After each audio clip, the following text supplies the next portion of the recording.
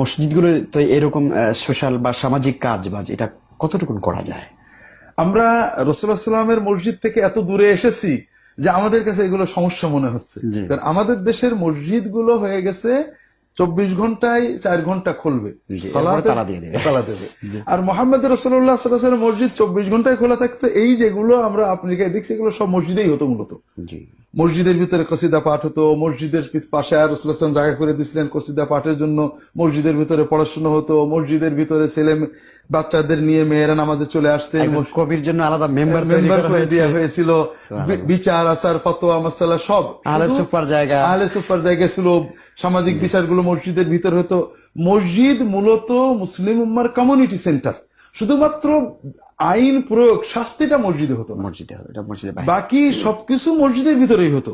কাজেই মসজিদের পরিচ্ছন্নতা পবিত্রতা রক্ষা করে হারাম কোনো কিছু নয় এই ধরনের সামাজিক কাজ সবই করা যাবে মসজিদে, কোনো সমস্যা নেই।